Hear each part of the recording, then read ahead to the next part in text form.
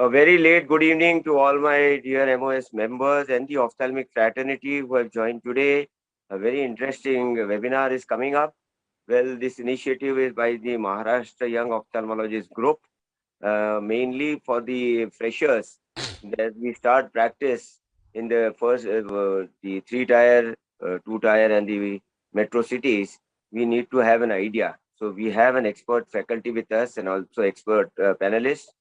Dr. Vinay Garodia is practicing in Delhi. He is going to tell us about the pearls of wisdom regarding how to build up your practice in a metro city. Then we have Dr. Harshul Dak is in Jaipur. He is going to give us good insight about how he started his practice and how he has reached the phoenix. He is a well-known figure all over India, one of the top-notch eye specialists. Then we have Dr. Pradeep Mohan. He is a very high-volume surgeon. Very much, he's got many WhatsApp groups and also on the Facebook. And the maximum surgeries he is doing on the east side of India. And I started his practice in Ranaghat, a very low, I mean, I didn't know about it unless I got in contact with him. And the amount of surgeries and the volume he does and the quality of surgeries is worth watching. If you have seen his YouTube channel and all. And we have two real good experts, my good friend, Dr. Himanshu Bhai Mehta. He's always, whenever I tell him, he's always ready. Dignesh Bhai, tum bolo aur hum hai ready. That is in Guju. We are all Gujaratis. So he is very much with me. And he's the expert panelist. So he's settled in Bombay. He is the surgeon to the Amitabh Bachchan, the superstar, and also all the Bollywood people are his fans. It's the other way around. And then we have Dr. Gaurav Luthra. He's in Dehradun, one of the best hill stations. A very good human at heart. Very fantastic surgeon. I have seen his surgeries. The way he does all the difficult surgeries, it's cakewalk for him. So we are all going to have an interesting discussion also, panel discussions. We have three people, the young Turks, who are going to moderate the session. Dr. Pooja Mehta, daughter of Dr. Himanshu Mehta, Dr. Rohan Mehra, son-in-law of Dr. Himanshu Mehta, and Aarti Heda from Pune. She is everywhere. If you see her, she's in the ISMES, that is the, what we say, International Society of Small Incision Cataract Surgery. She's the national coordinator of that. So now I hand over the session to our moderators. To start with, I would request, so welcome all. I am sure everybody is going to enjoy and take a good go-home message out of it because we have got expert faculty, as I just said. So over to you, Rohan, without taking much time. And I welcome our the host also, Dr. Rajesh Joshi, my honorary secretary, and Dr. Rajiv Mundra. So over to you, Dr. Rohan Mehra, for introduction of Dr. Vinay Garodia, sir. As I've told you, all of them have agreed to there on a very short notice, and that is how the I'll say the experts are, and the what we see the hi-fi people are there. So welcome all of you. Warm welcome from the MOS president. Over to you, Rohan. Thank you so much, sir. And without further ado, it's my pleasure to introduce Dr. Vinay Garodia for the first talk. He is the founder, director, and senior eye surgeon at Synergy Eye Care. After finishing his training and tenure at AIMS, he established his eye center back in 2001. So that's a lot of experience. Since then, his organization has expanded with addition of many more senior eye surgeons. Currently, he is a leading and a very competent team of experts in various subspecialties of eye diseases who work at Synergy Eye Care. He has been trained and has a special interest in managing retinal and vitreous diseases, phacoemulsification for cataract, and LASIK laser, as well as all platforms of refractive surgeries. Over to you, sir. Thanks a lot, Rohan, for those kind words. And thanks, Dr. Taswala and MOS for inviting me. I think, as I was saying before a few minutes back, it's very difficult to put in 10 minutes what we have been learning for the past 20 years, and still we don't know what the answer is. So to be honest, don't expect any answers from me. I'm here to learn from everyone. And I think this is one topic that no one knows how to best manage. So I think I'm really looking forward to our discussions that will be happening afterwards, because that is where the main learning will be happening. So I've been given a topic of starting an individual practice in metro and tier 1 cities, and which I feel is the most difficult area for a newcomer to practice and start practicing, because there's a huge amount of competition that is happening now. And, so let's anyway go on with the talk. So before we talk about starting individual practice in metro and tier 1 cities, let us break down this topic into starting practice to begin with. So by practice, I mean when you're leaving your teaching institution and coming out and working on your own, whether it's on a job, whether it's on an individual practice, whether it's on a group practice. So when you want to start the practice, before you start the practice, you have to ask question to yourself that, are you ready for the practice or not? Because these are the bare minimum that you require to do when you're coming out in practice. You must be confident in your clinical and surgical skills, because the moment you leave the teaching institute, there's no one out there with you. So you have to be very confident about your skills. And you should be very proficient in at least cataract surgery. Preferably, you should be knowing SICS or phaco. And if you can know a topical phaco, that is going to be an ideal situation, because in today's world, when you go out in practice and if you don't know cataract surgery, then you might as well not come out in practice. That's a bare minimum. You must know how to manage your own complications. So, I mean, that is one thing that I always stress upon, that every cataract surgeon who comes out must know how to take care of PC rent, how to take care of endophthalmitis by giving intravitreal. So these are the bare minimum that you need to know. You must have a working knowledge of medical retina, because believe it or not, after cataract, retina is the next level where you get the maximum remuneration out of it. So you should at least be able to diagnose medical retina and timely manage them by simple procedures, or in a good time to refer them, so that at least the patients who come to you can be taken proper care of. Having some knowledge of refractive surgery is useful. Even if you don't know how to do refractive surgery, you should at least know about it, so that whenever you come out in practice, you get a patient who needs a refractive surgery, you can take care of them. And preferably, you must have a super specialty with you, because you cannot be just jack of all and master of none. Especially if you want to practice in a tier 1 city, you have to have some USP that should be there with you when you're coming out in practice. And one thing very important, if you have been trained in one of the bigger institutes, the better institutes, you should also learn how to work with less than perfect machines. Because many times the people come out in practice, they say, boss, I can't work in anything less than Zeiss microscope, anything less than Constellation machine, or anything less than whatever the top shot machines. Because, I mean, if you know the basic principles of the machines and the things, you can manage with almost every machine. So you should, the last 6 months of your training, you must learn the basics of everything. And don't just feel that I only like to do this much in this kind of an ideal situation, because when you come out in practice, you won't get that ideal situation outside. So you have to also define your USP and values, because once you come in practice, what is that extra that you're going to be offering to the patients who are coming to you? Because there is no dearth of ophthalmologists out there in the market. So you have to decide what sets you apart from the others. What all specialties would you be covering? So like my introduction, what he said, that I basically am doing 3 things in my own practice. The other things I refer the patients to other colleagues of mine. So you have to decide that, okay, these are the boundaries that I'm going to be drawing. I'm going to be doing this specialty and this and this. Cataract, of course, is a must, but other than that, you have to decide what all are you going to be doing, what all you're not going to be doing. So that is very clear. There is no harm in referring the patient to another ophthalmologist, because it doesn't decrease your stature if you say that, okay, I don't know squint, I'm not going to be doing squint for you. The patient feels that, okay, if you're not doing squint, that means whatever you're doing, you must be doing it well. So you don't try to be jack of all, you define your boundaries. And you also define your ethical boundaries also, because I think the biggest need of the time nowadays is, unfortunately, the doctors have a very bad reputation now, and rightfully so also, unfortunately. So we have to define that, okay, I am going to be practicing ethically. You are, and take it from me, there's a huge market of ethical practice right now. And I'll be covering that a bit later. You have to also define the client segment that you want to cater to. Do you want to cater to the low economic client? Do you want to cater to the higher economic clients? And you have to plan your practice accordingly. So, you cannot keep the same kind of a setup or the same kind of packages for the different kind of clients segments. And what is your goal? Why exactly have you come in practice? What do you want to achieve from practice? Is it just that you want to earn money, you want to earn name, you want to have something to do with your academics? So you have to kind of define your goal. And what would you like your patients to be talking about you? So if someone tomorrow goes out and says that, okay, I went to this Dr. X, so what would you like them to talk about you? That he was very good with his work, he was very efficient, he was a very good surgeon, he was very nice to explain me the things, he was very polite. So, you have to kind of decide what you want them to talk about, and you have to work on those strong points of yours.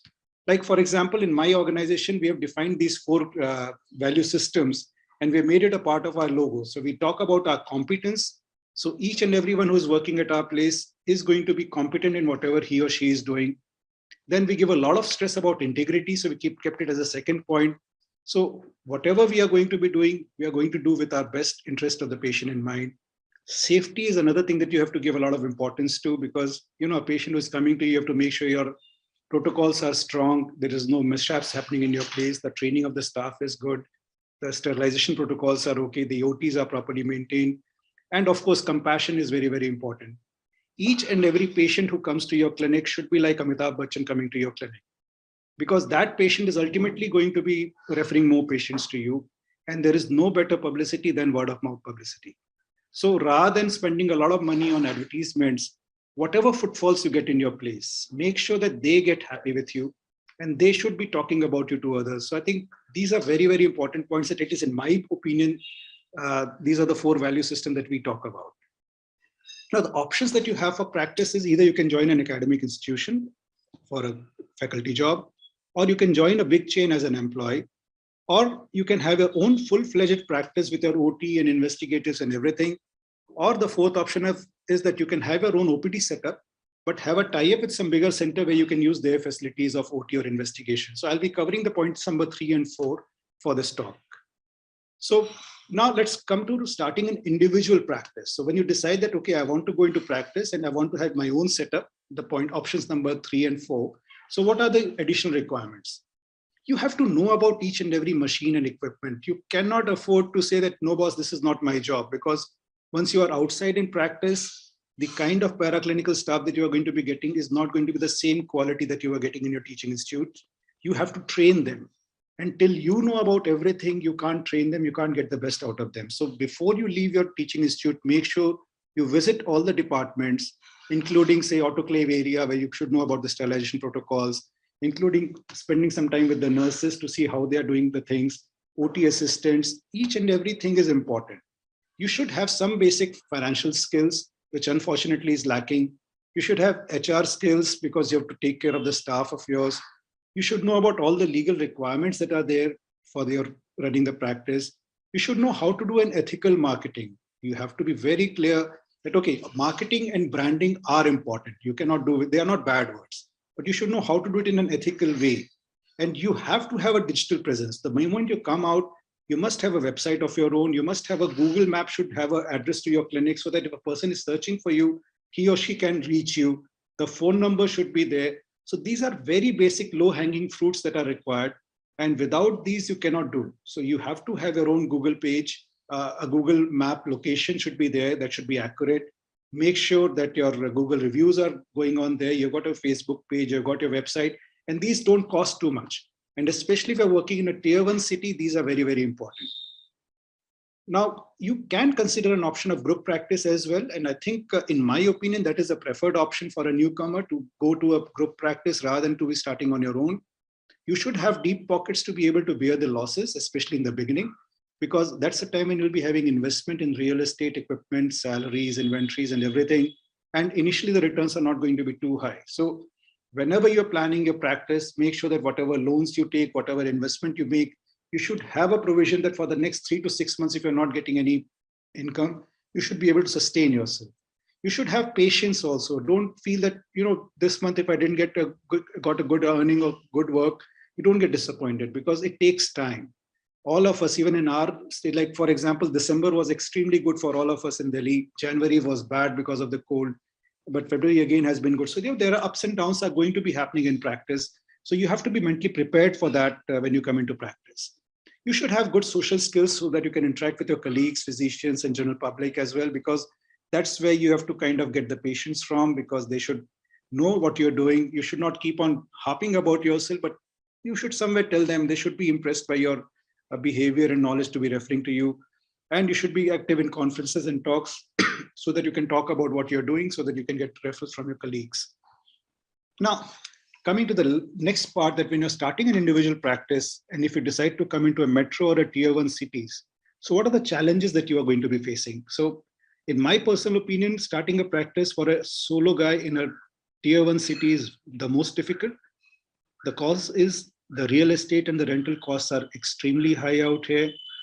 And you are in competition with the bigger fully equipped centers in metros. I mean, though that's coming in tier 2 cities also, but here the options are many more. And unfortunately, even the top shot centers of your city are going to be willing to do charitable cases as well, because they all have the charitable wings. So they will be doing a surgery between 3,000 rupees to 1,50,000 rupees for a cataract. So, there is hardly any segment left for the newcomers. And that is the unfortunate part. What is happening that this surgical time has gone down so much that people have so much of spare OT time that they're willing to do cases at whatever cost that are coming to them. So you are in competition with those centers who are taking care of all kinds of cases. You need to be fully equipped. You cannot afford to have a center in a metro where you don't have an OCT, where you don't have an A scan, where you don't have an AR, you don't have you have to have almost everything has to be there from the word go. You cannot. Gone are the days when you could just start with a small slit lamp and with a small trial set and without even an autorefractometer. Now, today you have to be fully equipped, because once the patient comes to you, he expects these things there. You have to take care of all the registration and legal compliances, which are a bit more in tier 1 cities compared to tier 2 and tier 3 cities. Most of the patients who are coming in tier 1 are having some insurance or TPAs, or they are on panel. So it is preferable if you have those insurance and TPAs with yourself, which is not so easy. So of course, you should have some tie-up with some other places where you can take your patients and do these procedures. The manpower is more expensive in tier 1 cities because the salary structure is higher. The cost of living is higher for yourself and for your staff as well. And the number of patients that you're going to see in tier 1 is going to be much lesser initially. So these are the challenges that are there. So my advice to a person, if you don't have any roots in a tier 1 city, it is not a very exciting thing to be going to a tier 1 city. If you, of course, you belong to tier 1 city or metro, you don't have a choice, you have to be there. But otherwise, it might make sense to go a bit more to the periphery. The advantages, of course, there are some advantages as well. The patient paying capacity is generally a bit better in tier 1 city, but understand that these patients who are going to be paying more are going to be expecting more from you also. So they would be looking at a better infrastructure. There are more patients who value quality, so they may not be as much cost conscious compared to a tier 2, tier 3 city. So if you're going to be giving them good quality, they would be willing to pay you more. So if you are good, the likelihood of you being successful in tier 1 is slightly better. Most of the patients have insurance coverage, so therefore the out-of-pocket expenses is much lesser. So if you have a good tie-up with insurance people, that may be a benefit to you.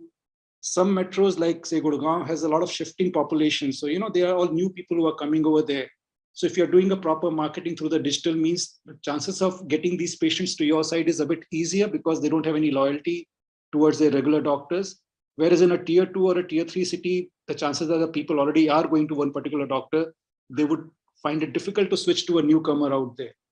Digital marketing and acquiring a patient through digital means is a bit easier in tier 1 cities because people are generally more on the net, though now that barrier has been broken now. So I think tier 2, tier 3, everywhere the net is becoming important. You have a very good option of taking your patients to other centers in tier 1 cities, which is because metros are so huge that if a doctor brings the patient to my center, the patient still continues to be his own patient because the patients don't try to switch that easily. Whereas in a smaller city, this option is probably not so easily available to people. So even if you don't have your own setup, you can take the patients to the other people's center. And there are availability of other super specialists as well. So in case, say, you've got a cornea case or a glaucoma case or a plastic case, chances are in a tier 1, you will be finding someone of similar kind of thought process who can take care of your patients. So you can give a quality care to all your patients. So after saying this, I'd like to come to the option of group practice. Now, this is a part of my presentation that was already prepared, so I'll just run through it. So I personally feel that group practice is the future of practice, which is a team effort. You get a faster return on investment, and you have to have a synergy between the partners who complement and support each other. Now, group practice can be of two types. One is where you've got multiple owners model, where 2 or more people are owning the same place, or you may have a single owner where multiple people are coming and using the facility. So in multiple owners, the admin responsibilities are shared, they complement each other's weaknesses, the level of commitment is a bit higher. So if you have a person who is willing to start a practice with you and invest in a practice with you, this can be one option that you can think about. But if you're going for this, you make sure that you plan it properly, because if you don't plan it well, in future, the problems may creep in because of some confusions happening between the partners, and decision making may become difficult because of personalities or ego issues in politics, etc. So you have to be very clear whenever you decide starting on a multiple owners model. that what is your target and how you're going to be handling each and every situation. Now, other option is a single owner, multiple user model. That's the kind of model that I'm having at my place, where there is a single person or an entity which is the owner and other people are coming and using the facilities. So there's a clear chain of command. It is easier to implement the changes or decisions, easier to work with visiting consultants because there's no confusion happening there. There's a uniform ethical atmosphere, and investment decisions are also easier to take care of. So in this, we can have three types of visiting consultants. The first type is those who are coming to you and they are also providing some specialty care. So like, for example, in my place, since I do my cataract, LASIK and retina, so say for glaucoma, the person who is coming to, she's seeing her own patients as well as taking care of my glaucoma cases. Similarly for oculoplasty and the other specialties. So they get some referrals from the center. The other set is those who are coming and using your OPD investigation and IPD facilities, but they don't expect to get anything. Those are the people who are kind of doing their own phaco practices. So, but they get a place where they can run their OPDs and they can do their surgeries also. And the third option is the people who have their own OPD chambers elsewhere. So they have their own independent practice, but they come to us for using our investigation or the IPD facilities. So as a consultant, you can join as a visiting consultant, one of the three options in one of the centers. So for example, we have got a team of some very senior doctors and some very junior doctors also. So, there's a kind of a nice mix. So some of them have been there in practice for more than 35 years who have been working with us. Some of them who are fresh out of graduation and post-graduation are kind of joining us. So it's a nice mix of seniors and juniors. The advantages that the visiting consultant gets, they get some cross referrals from the other specialists. There's no administrative hassles. The technology and equipment is being updated on a regular basis. The TPAs and panels and all those things are taken care of. No pressure of staff salary, etc. And the take home might actually be better than what they would have made if they had their own center without the hassles. But what do they expect? They expect that there should be no poaching of their patients. So whenever you go to a place, you should make sure that the center doesn't take away your patients by kind of saying that, okay, why don't you come directly to us? You should be getting due respect. The accounting system should be very good and very simple and transparent. And the organization should have a culture of safety and ethics that should match you. So that is very, very important because you cannot work in a place which is not having the same kind of safety or ethical issues. For the center owner, the advantages are obvious. You get more footfalls and revenues, faster ROI, you get cross referrals from the other specialties, you get all the facilities under the same roof, and the staff is already there. All you need to do is to increase the systems a bit better to take care of them. The challenges that are there are that you have to be accommodative for the bigger picture. You have to make sure the accounting and everything is simple, adapt the system for the visiting and specialist doctors, uniform set of rules, and make sure that the staff pays equal respect to the visiting consultants. So if we can take care of these things, I feel that synergy is very, very important in between all the people, the staff, the consultants, the visiting consultants, the physicians, the patients, and everyone. And any business relationship has to be a win-win situation for everyone. So we have to make sure that both the parties are winning from it. And we have to be honest in our approach and do whatever is beneficial to everyone rather than going for a short-term benefits. So I think I'll end my talk here. I don't know whether I could do justice to it or not, because it was a huge topic and as I said, I'm out here to learn. So I've just kind of initiated a few thoughts and probably will take it further in panel discussions. Thank you. Brilliant presentation. You couldn't have made it better and more concise than this, Vinay. Seriously, I mean it. Thank you, sir. In a short time, you have really done a great job, sir. I had given you hardly 1 day only. So you have prepared it fantastic. You have tried to cover everything. We have Professor Lahane. So the group practice talk was already there with me, sir. So I just added something. So we'll have his comments also. Welcome, sir. Dr. He's our chief advisor. He's always there. Whenever I have told him, he's always there. Welcome, sir. And good evening. Good evening. Good evening, sir. Namaskar. And the good news he is going to give is the physical conference AIOS we are having on between the 2nd and 5th of June. So that is a very good news that we have just received yesterday. Sir, तुमच्या याच्यानी सांगा sir जरा 2 मिनिटं and comment on his this thing Garodia sir's presentation. I think I heard him. I think he was totally practical. Whatever the tips he has given, all these tips are very important for the beginners who are going to start the practice. And once they start the practice, then they get so many problems. But these are the practical tips. If they, I think, read this properly and listen his speech, that will definitely guide. And I always say that whenever you are practicing, or you are going for the MS, don't go for MS or MD, but always see that in which district from where you are, in that district which specialty is not there, you go in that specialty. So whenever you start your practice, then that practice will be very easy and it will pick up early. But in the metros or tier 1 cities where it is very difficult, we go to the people who can say the who are doing the practice, and those all people who are surrounding you, it is very difficult to survive in such cities. So better to go for the our native places where the practice is easy. It was a very good speech about AIOS. Yes, now we are going to conduct on physical Only physical. AIOS, only physical AIOS, not hybrid or nothing. And it will be from the 2nd of June to 5th of June. And we have booked the Geo Center, that is an ultra modern center, and it will be like New York or Chicago in America. Our venue is like that. And I think people will enjoy after 2 years excellent conference. So I request all of you to register up to 15th of April. It is early bird. From 15th to 15th of May, it is a then this one is after that. It is a, you can say the registration continue up to 15th of May. After that only the spot. 15th to 15th May to 30th of May, no registration. It will be spot only. Thanks for the good news, sir. Dr. Lahane, sir. I think everybody is waiting for that event because 2 years people are absolutely starved of a physical conference. A very good thing that you have opened up. Thanks, Dr. Vinay Garodia, sir. Excellent lecture in such a short span of time. You have covered the whole gamut of what is required in a metro and a tier 1 city. I welcome our expert panelists, Dr. Himanshu Mehta and Dr. Gaurav Luthra too. And of course, over to you, Rohan, for the next introduction, please. Let's have the next talk. Yes, sir. So I would like to introduce Dr. Harshul Tuck. He is the Director and Chief Surgeon at Rawat Eye and Phaco Center, Jaipur. He is also Scientific Committee Chairman of Rajasthan Ophthalmic Society and member ARC Central Zone of AIOS.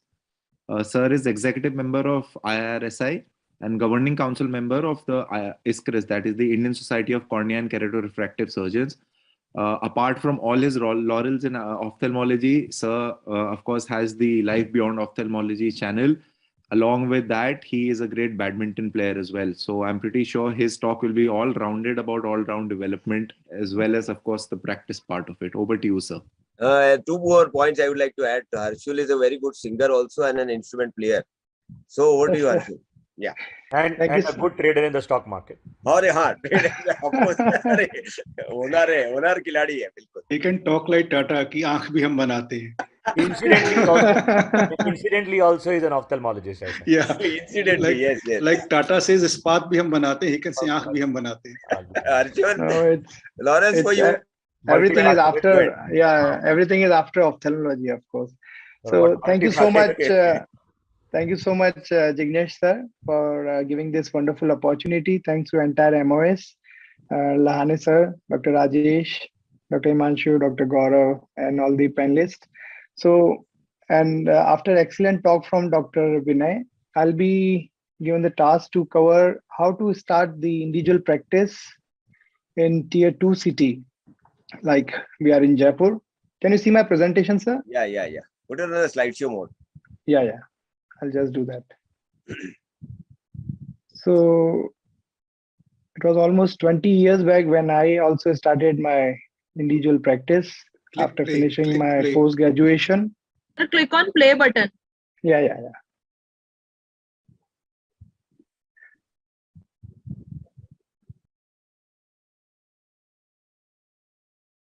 Okay, so why individual practice? The appeal of being in individual practice is the same as always been, that being in control and be your own boss. But we must remember that if we are in private practice, the Rome was not built in a day. but they were laying bricks every hour. You don't have to build everything you want today, just lay a brick, and that's how you build an empire. As Imanshu sir said, that building our private practice, if we talk about stock market, is like investing. It's not a trading. In trading, remember Hiroshima and Nagasaki were destroyed in a day. So if you want to build your own private practice, it takes a lot of time. You need to give a lot of time, efforts, and your dedication to build your practice. So most important things you need to do before you jump in private practice, once you pass out from your post graduation, is to develop surgical skills. As Dr. Garodia also mentioned, it's very important to develop surgical skills. If you have acquired them during your post graduation, it's fine. Else, you need to go and do fellowship, maybe in cornea or maybe in retina, oculoplasty, whatever you want. Because these skill sets are going to earn you bread and butter in your practice. So you need to develop skills before you jump in your individual private practice. Because in today's time, because of all litigations and medical legal issues, you need to deliver results to your patients. Then second comes money. Of course, you need to rent a place, buy a place and equipments. For all those, you need money. You need management skills and communication skills. So this is from the practitioner point of view, surgical point of view. But if I talk about the patient's perspective, whenever you start a practice, what patient is looking for in their surgeon, in their doctor, is the ABC of practice, which one beginner should always follow. These were taught by my seniors when I started practice, that A is availability, B is behavior, and then comes C, that is competence or clinical results, whatever. So remember that availability is most important thing. Your behavior with patients has to be good, because that saves you many times from a lot of adversities, your good behavior. So when you start a practice, sooner you start, it's better. So once you have developed required competence, you should start your practice. If you decide to go in individual practice, as Dr. Vinay said, if you decide to go in corporate practice or group practice, that's a different story. But if you want to start your individual practice, you should start as early as possible once you have the required competence. And the more services you can offer, the more patient you should be able to bring in. So if I started with cataract and glaucoma, then I acquired refractive services also. So that brings more patient to your practice slowly and slowly. So where to start, as Lahane sir also said, it's always better to go to a place where there is less of surgeons available. So if you can go to your hometown once you finish your post graduation, or you can decide to remain in the place where you did your post graduation from. Like I did PG from Jaipur, so I decided to stay back here.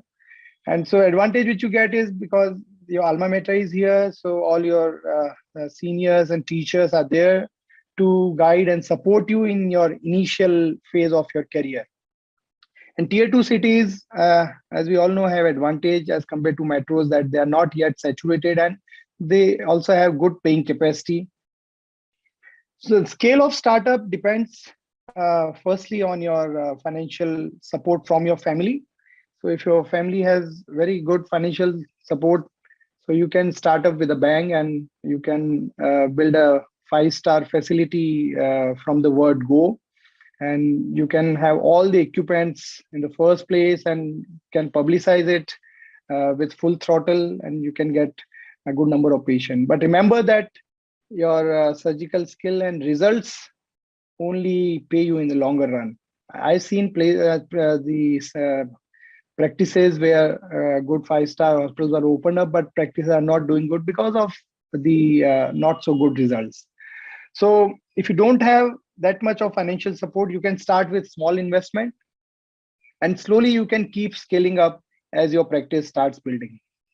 So location, you can either choose a multi-specialty hospital so that you don't have to invest in the real estate or the place, and patients, they are already coming in that multi-specialty hospital, so you can slowly and slowly develop in that hospital.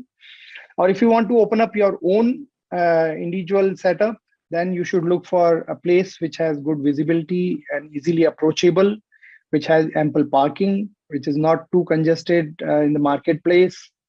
And you should always look for neighborhood that you don't get any trouble from your neighbors when you're starting up your practice. You can either lease, buy, or you can start in your home itself, your practice.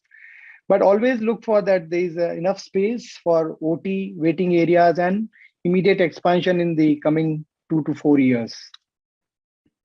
So slowly and slowly, you need to build up your team once you are about to start your own practice. That I feel that from your initial time only, you should have your own medical and optical store, which definitely adds revenue to your practice. Initially, you can keep a few well-trained staff like optometrists, you need OT assistant, and some multitaskers are always required in any organization who can be of help in your OPD, OT reception. Train all your team in insurance paperwork, but you need to supervise everything. If coming to equipment buying, always you talk to your senior practitioner whom you trust, so that you can ask for the rates which they bought the instruments for. And always try to buy together with your friends to negotiate better rates with companies. Many companies, they give deferred payments. My personal opinion is that you should always avoid second-hand equipments. Always prefer new and best instrument, because these instruments are going to work for you in coming 10, 15 years. You're not going to change them very often. So this is the list which I made, which are essential equipments to start your practice in tier 2 city, which I feel in today's time also it's very good that you should have a chair unit with reflection set, slit lamp. You should take a good slit lamp, because the slit lamp which I got Topcon slit lamp, it's working for last 12 years. So they last longer. So you should always invest in good equipments. Auto refractometer with autokeratometer, NCT, indirect, 90D, gonio lens, lensometer. Immersion A scan is sufficient, more than enough to start your practice. You don't need optical biometer, but always go for immersion A scan. You should invest in good surgical microscope and phaco machine. So what I calculated in today's time, it will cost around 40 to 50 lakh, which I feel it's a investment which can be easily made. Then after these essential equipments, you can always add on instruments depending on the your growth.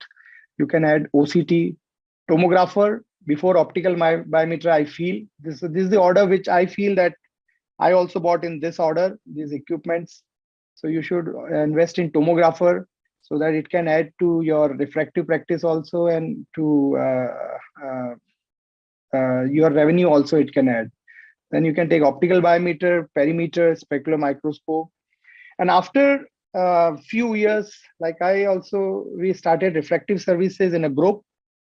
So as Dr. Vinay said, group practice is also good. So we also have a neutral center where we do all our refractive work. So we are 8 partners in that. So that's a neutral center where we all have invested equally. And we just go there and operate our own cases there. So it's running for last 10 years, and there's no hassles or any dispute in that center.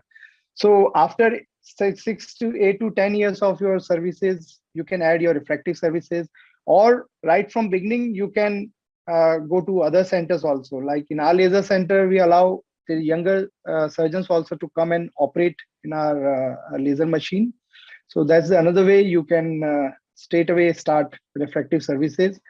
And other services, you can get surgeons on call, like oculoplasty or corneal services. So other system, as Dr. Vinay said, we need counseling is very important part. Right from beginning, you should have a counselor, so that you train one of your staff to do proper counseling. Because I feel once you're decided that what kind of surgery or what kind of lens is suitable for the patient, you should never indulge in the money matters directly with the patient. So your staff should be there to counsel them properly before surgery. You should have EMR system. Try to have EMR system right from beginning. You should have appointment system. And You should put all your OT protocols in place. So problem occurs when staff doesn't know their responsibilities individually. So try to designate responsibility to various staff, like who will take consent, who will dilate patient, who will shift patient, and always keep record of autoclaves and drugs which are used in surgery. And before you start your first OT, always do a mock drill. You should know all your state regulations for individual practice, like Labor Act, pollution control certificates, biomedical waste management, fire safety, because their ignorance is no excuse. Marketing, as Dr. Vinay also said, it's good, but the best marketing, what I always felt over the years, is word of mouth. So you should always take each of your patient with utmost care, and you should always try to deliver the best to that patient, because he is your mouthpiece. He's going to, all relatives and everybody, friends, they come there, they ask where you got your surgery done. So if he's happy, he's going to refer a lot of other patients to you. So marketing is no longer a dirty word. The type of marketing depends on the area where you are practicing. Maybe you may advertise in newspapers or pamphlets or whatever way you like. You should have your functional website. Try to keep updating it from time to time. Then other social medias we can use in today's time: Facebook, Instagram. You should meet doctors of other specialty in your city, in your area, so that they can refer those patients to you. You should try to organize some free screening camps in your area of importance. So what I feel is that hard work with dedication makes us successful. It takes time to convert our dreams into reality. There is no shortcut to success, and in individual practice, nothing big can be achieved in a day. But remember, whatever you do, don't forget to live your life beyond ophthalmology also. So this is the dance competition we are going to have now.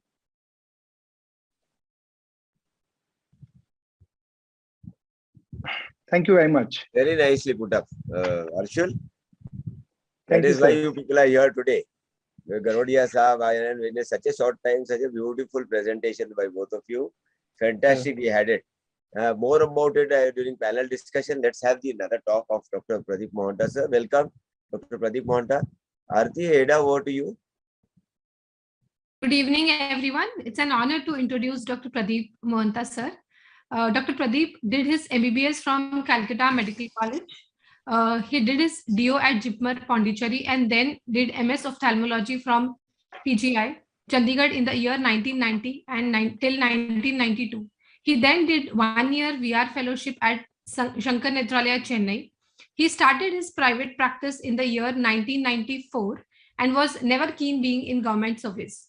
He's the founder and director of a beautiful eye hospital named Netra Jyoti Eye Hospital in rural Bengal. About 80,000 patients are given consultations and 7,000 surgeries are performed here every year. Teaching surgical skills is his passion. He started his own YouTube channel in the year 2014, where he has shared more than 1,900 videos on phacosurgeries, small incision cataract surgery, trabeculectomy, and pterygium surgery.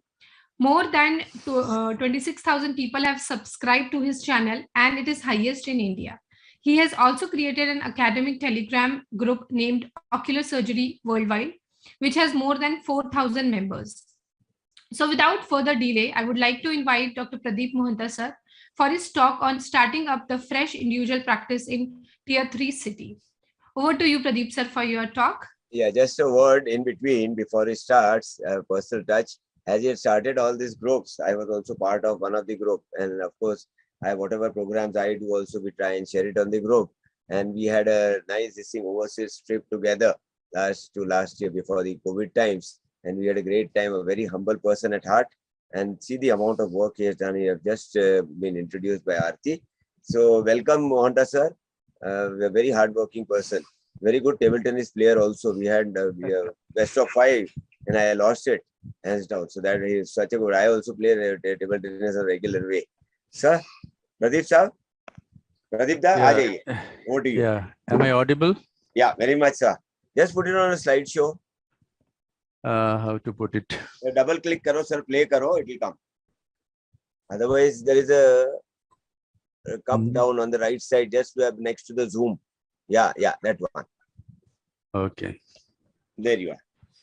So I practice in rural Bengal, where when I started practice, actually there was nothing around, not even a nursing home, in this area. So I did my house job in ophthalmology in RIO, Kolkata. And in this JIPMAR, I did DO for 1 year and 9 months. I didn't complete the course because there was overlap of 3 months. I had to join PGI for my MS. But in PGI at that time, I could do only 3 surgeries in 3 years. So it was just a theoretical training at that time, but situation has changed now. Nowadays, the postgraduate students are getting a lot of chances. He was my teacher, and I got greatly inspired by Dr. Jagatram, and I wanted to be a teacher like him. And then I joined Shankanetla to learn retina work. And this man inspired me a lot. I consider him the sun, and we are the photons. Whatever we have done, just a fraction of what he has done. He has inspired us to do great things in life, to be always, ethical, and to love patients, to respect them. A lot of other qualities we have learned from this man, Dr. S.S. Badrinath. Then I worked for a few months with Dr. Debashish Bhattacharya, and he is the person who advised me to start practice at Ranaghat, because he said, Pradeep, if you want to practice, if you want to get patients, then you have to start in a small town. Otherwise, you will get no work and it will be bored, and you will be frustrated because you love work. So if you want work, you have to start in a small town. And I started with just a slit lamp and indirect ophthalmoscope.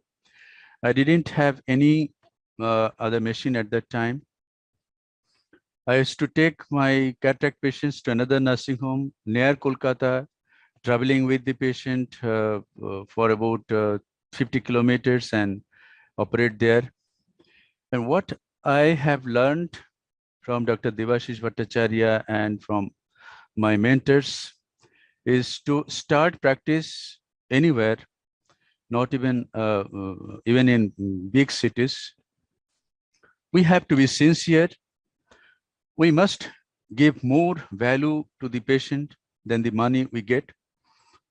And we must learn our trade well. We must learn our job well. We must be very competent. And if we don't know something, we must guide our patients very well. We must send the patient to a safe and competent hands. And we must behave well with the people. We must know how to deal with people. And if we be empathetic, if we respect people, automatically we deal with the patient very nicely. And as the practice grows, when we don't have time to take care of other things like staff grievances, and we can take HR manager. And the place is very important. As Dr. Lahane sir said, that we must select the right place if we want to get work from the beginning. The best place is where in small towns, where there in India, everywhere there are a lot of people. There is no scarcity of people in any place in India. So even a small town will have a drainage area of about 1 million people, and we can get a lot of work there. And this is the Ranaghat where I practice. I kept my practice in anti-segment, though I got trained in retina work. I I didn't get any retina work in this small town. I had to learn cataract surgery. I learned ECC from Dr. Debashish Bhattacharya. And later on, this man inspired me to learn phacosurgery in a live surgery session. And at that time, I could not leave my practice and go anywhere. So I just got the machine from this man, Mr. Alusami, Galaxy CV1 machine. And this man, this machine technician, Mr. Vinayagam, he used to stand beside me and help me out in initial cases. I did a lot of complications, lot of PC rents and corneal decompensation because I didn't have any formal training. Fortunately, I could manage the PC rents because I had a little bit of training in vitrectomy. I could do core vitrectomy, anti-vitrectomy. But it was not easy. I had to pass many sleepless nights whenever any complication occurred and to learn new things. And when I got a new microscope with recording system, I found that I know very little. There are a lot of flaws in my surgery, so I could detect those points and I could correct myself. My YouTube channel is really doing well nowadays, and all other media in WhatsApp also. I have 5 WhatsApp groups, 5 academic WhatsApp groups, eye surgeries worldwide 1 to 5. In Facebook also, I have eye surgeries worldwide Facebook group, and ocular surgeries worldwide in Telegram is the largest group with more 4,000 people. A big dream is to be the highest volume cataract surgeon in the whole world, but I know that I cannot do that alone. But if out of these 26,000 subscribers, if only 20,000 are ophthalmologists, and if only 1/4 of them, that is 5,000 eye surgeons, become competent, and each of them do only 30,000 surgeries in their lifetime, then my volume is 15 crore surgeries in my lifetime.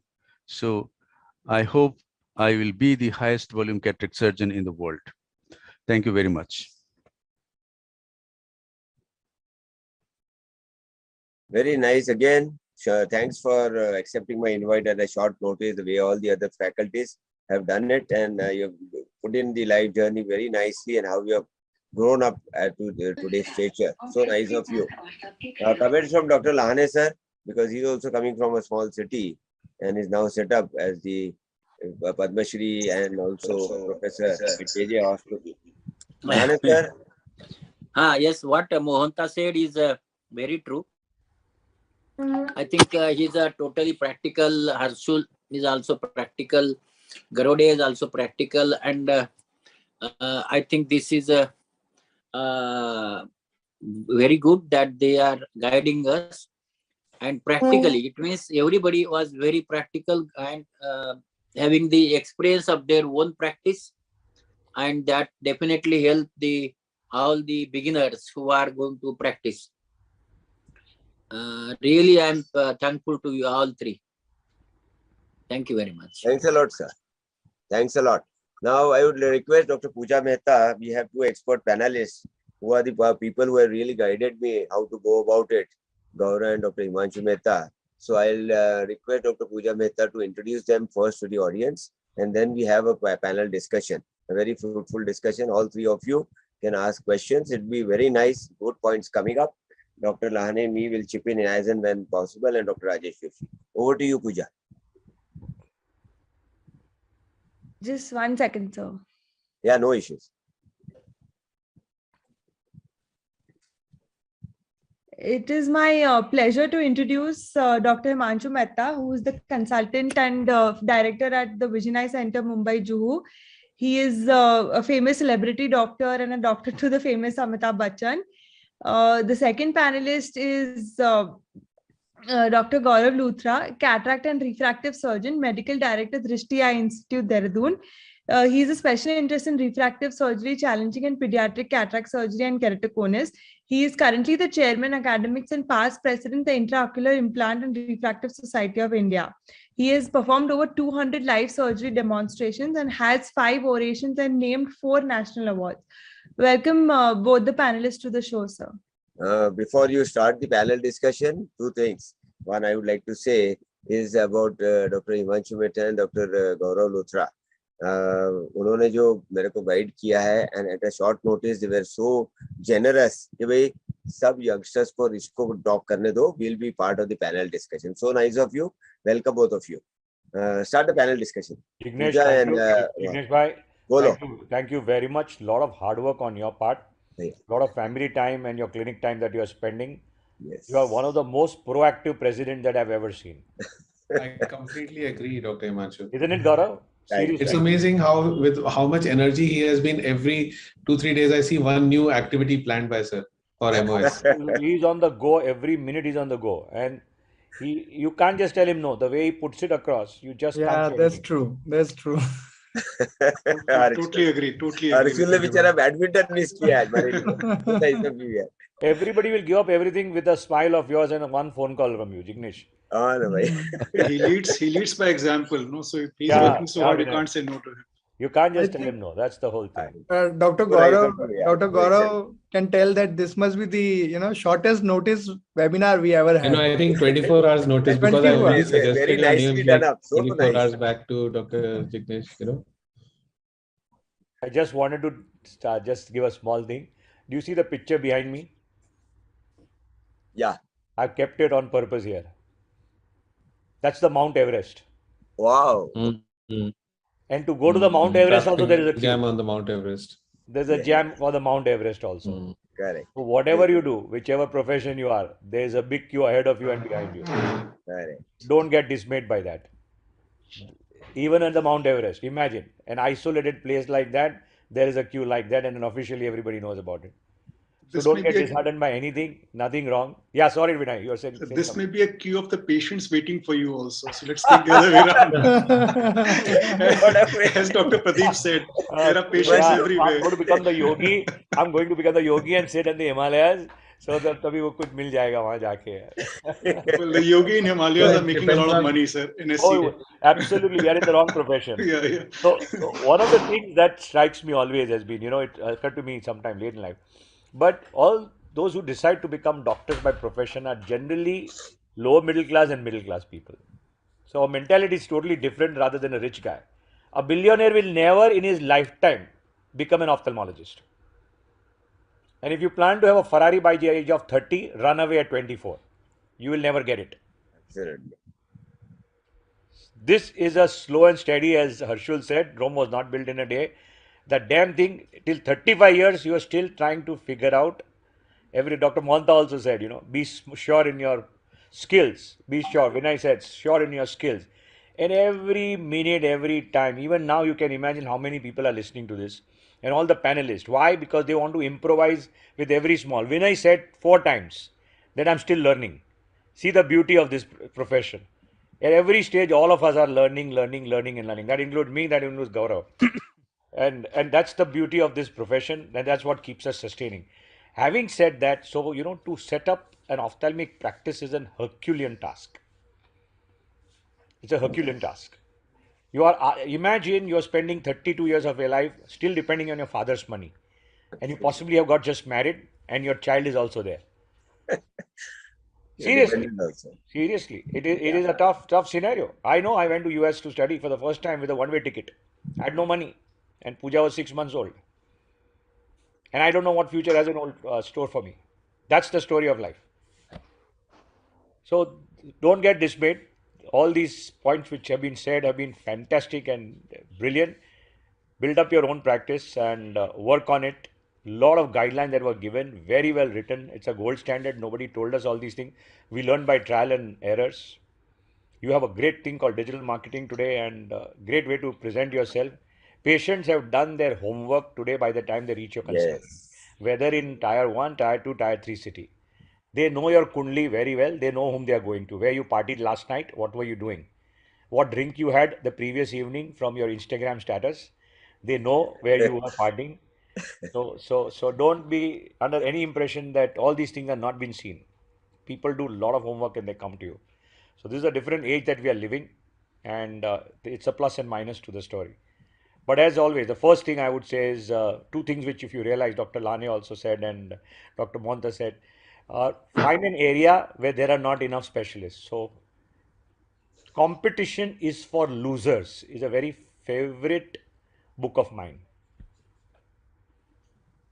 And from childhood, unfortunately, we've been taught to be number one rankers. You know, all those guys, all doctors were generally the top rankers in their schools and colleges. So we are always taught to run faster than the neighboring one. See at the signal in Bombay, the rickshawala wants to stand ahead of you only. The motorbike wants to stand even in further ahead of you. Classical scenario of life. We are always taught to compete, compete, compete. Nobody told you that you compete with only one person, and that is the person in the mirror. There's only one person to compete.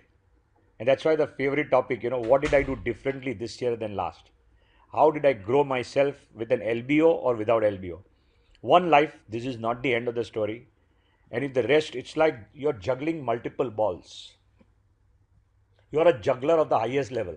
There comes a time in life when you're looking after your parents, you're looking after your career, you're looking about your finance, you're looking after your children. You have your social responsibility, your staff, and your career. One ball falls off, the others will fall simultaneously. You're juggling so many things together at any given point of time.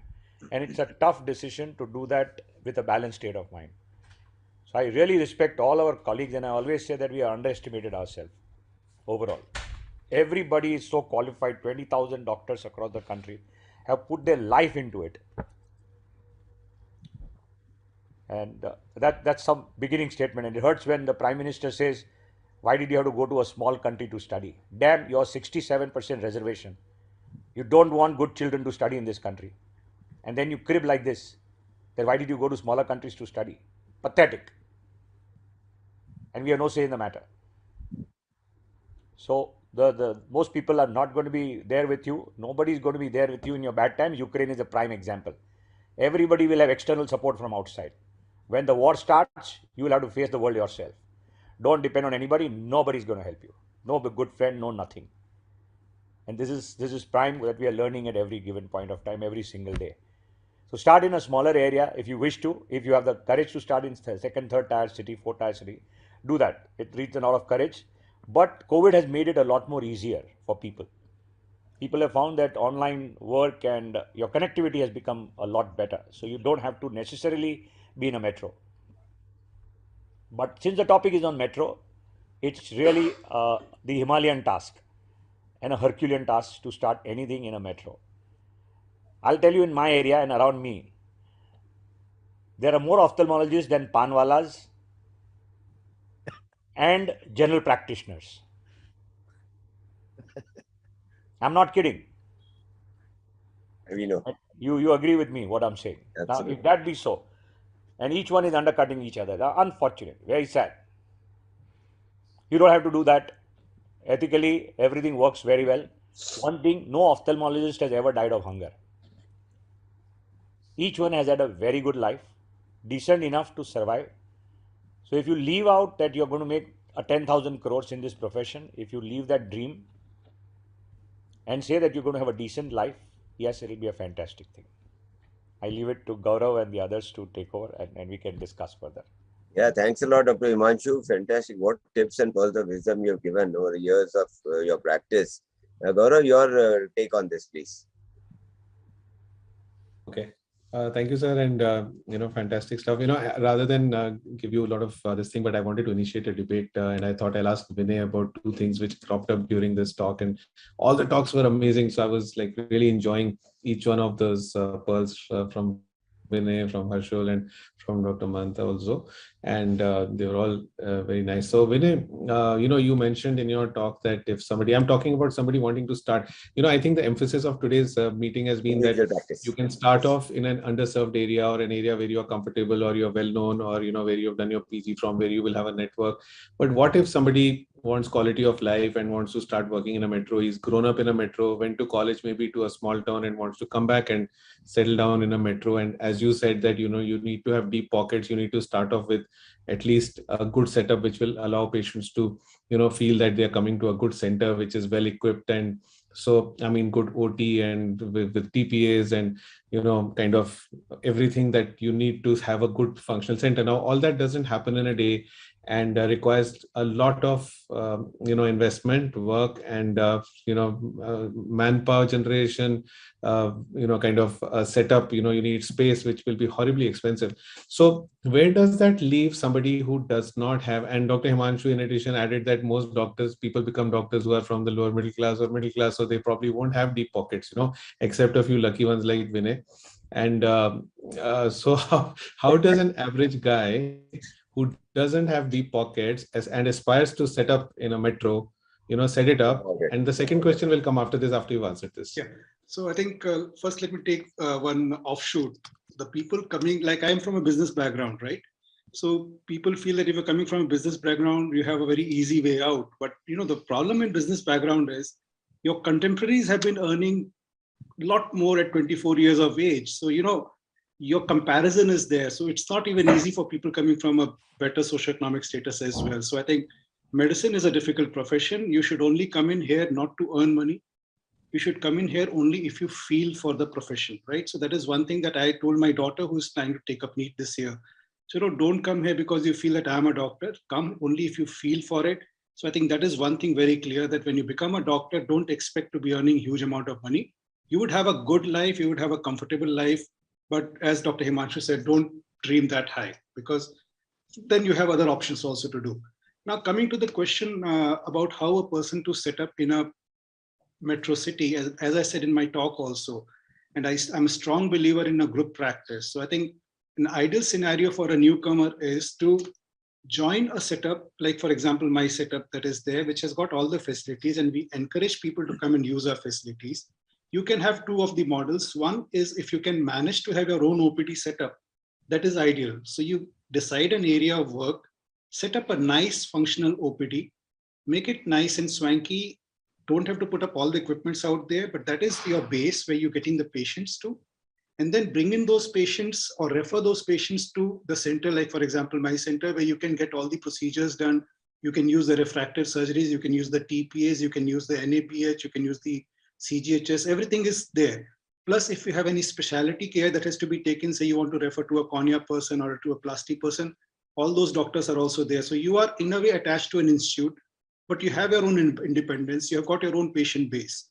And later, as your practice grows, once you know that you've got more and more patients coming in, then you can always think about growing big and you can start your own center. So you don't have to straight away on day one invest a lot of money on a setup. And you can still give the best care to the patient. And the advantage of a metro is that we are relatively more anonymous out here. So if a patient comes to me, he doesn't probably know who I am. And the chances of the patient staying with the same doctor is more. And patients in metros don't want to travel. So if he's kind of bringing a patient 5 kilometers away from my center, the patient is likely to stay with him only for the follow-up. So those are the advantages of a metro, which we don't have in a tier 2 or a tier 3 city. The disadvantage of metro is that we have to have a full-fledged center because the patients are used to having everything in the same place or wherever you're going. So you can say that I'm associated with this hospital. You can even tell them that, I've got an investment made in that hospital. No one is going to check my balance sheet to say whether he has invested money or not. So you can say, like what Herschel said, that 8 of us have gotten together and bought a LASIK. Now, if a 9th person tells the patient कि वहाँ पे मेरा भी पैसा लगा हुआ है, तो कोई जाके हर्षल से पूछने वाला नहीं कि पैसा लगा कि नहीं लगा. So he can always take credit. He can say, this is my center. I am a partner in that center, and fine, you tell that, no issues with me. So that way you can have the best of both worlds, and you can judge how you are going, and then you can decide how much to invest. Because even if you have lots of money, it doesn't make sense to invest a lot of money in one go, because even if it is your father's money or whether it is a loan money, ultimately the pressure of returns on investment is going to be there. And if you don't get enough returns initially, there are lots of people who are going to tempt you into unethical practice. And unfortunately, the moment you start going to that unethical way, your downfall is going to be very fast. So I think we have to be very prudent about where we spend money. Whether we have it or not is not important, but we have to make sure we get good ROI on our investments. So I think Wisdom personified, boss. Very nicely Excellent put up. inputs, Vinay, and I think you're absolutely right in that, and that's the way to go. And the only thing I do notice is that over the last few years, we see a bigger trend towards a group practice, or a practice where people join up because of the huge investments involved. But in the past, it was very difficult to put a good group together, and very difficult to survive as a group, because everybody has their own short-sighted kind of that individualistic kind of a thing that I want my practice, and that group thing is only now out of necessity coming out. Now, quick second question is that about how does somebody now compete with all the mushrooming corporate centers which come up in metros, because we do see a trend for patients to start looking for McDonald's type restaurants, where they are assured of at least a basic quality, and they go by the brand, so they might be interested in visiting a center which carries like a name like a Geo or a Airtel center, or or maybe, for example, in some branded clinics which they don't even know who the doctor is going to be, and yet you have to compete with them. You're trying to sell yourself as a good doctor who is very good in his skills, but they are not bothered. They want the comfort of a brand which they are comfortable with. This for me? Yeah. I mean, it's open to everybody to answer, but since you are into the metro thing, I thought I'll put it across. So I think, as I said, we have to all define our own segments. See, you cannot capture each and every segment of the market. There will always be some people who will be going by advertisements, who will be going by the packages, who will be going by discounts. If you try to compete with them, say, for example, you want to compete with Practo or Pristine, you would not be happy. See, never fight a person in their areas of strength. You will definitely lose. So you decide your own area of strength and you work in that segment, right? And like, for example, talking about you probably are aware, I started a small campaign in my own Facebook post that I started to start a campaign about know your doctor, know your disease. So, somewhere if we, all of us, all the ophthalmologists start to educate our patients that you are not taking an Uber cab where the driver doesn't matter. Right? You are going for an eye surgery. So you should be aware about what you are going in for, what is the surgery, where are you going to be operated, who is going to be operating you. After that, if you're happy about going to that doctor, fair enough, do that. I'm not saying come to Vinay Garodia or come to Gaurav Luthra, but whoever you are going to, you should be aware who is going to be operating you. There should not be some faceless person behind a screen of Pristine or Practo or any other organization. So I mean, we can always give them a fight there. But if we try to go in a race to the bottom, they are offering a surgery at 10,000, I say at 8,000, someone says at 6,000. This is a loss for everyone. Never badmouth the others. Do your job well. Use your patients as your brand ambassadors. Make sure when they come to you, they praise you wherever they go. Treat every patient as I said, Amitabh Bachchan. So I think I must have treated 10,000s of Amitabh Bachchans in my clinic, and I think we should treat every one of them as a VIP patient. So I think that is the way out, I feel. And maybe Harshul can also answer, because he's practicing in a city which is, also full of now corporate chains, entering Jaipur. So Harshul, how do you cope with that thing? So, as Dr. Vinay said, I feel that, there's a place for everybody in this, especially in India, because of the number of the population which is there, So it's not that because of corporate hospitals that our OPD or our OT or volume are suffering.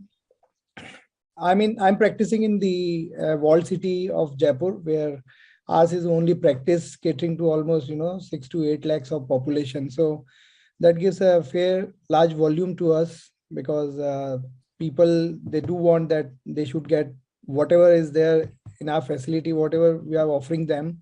So they don't tend to go out of the walled city. So we are in a win-win situation here. So corporate hospitals and moreover the personalized care which they get in the individual setup and practices, they never get it there, So, and I also feel that the word of mouth is the biggest publicity. We hardly do any kind of publicity. Over the last 15, 20 years that the operated patient, they only spread a word of mouth that yes, the results are good. So I think that works in the long run. So we do get patients who go to many corporate hospitals where they are being, investigated just because they have to do all the tests, but they come back. They say that, no, we are not happy there. So all kind of patients are there, and moreover, nowadays we also have insurance and cashless and everything there. So patients, they come to their neighboring hospitals. I feel they prefer it to go to neighboring hospital rather than to go to faraway practices if they get good results.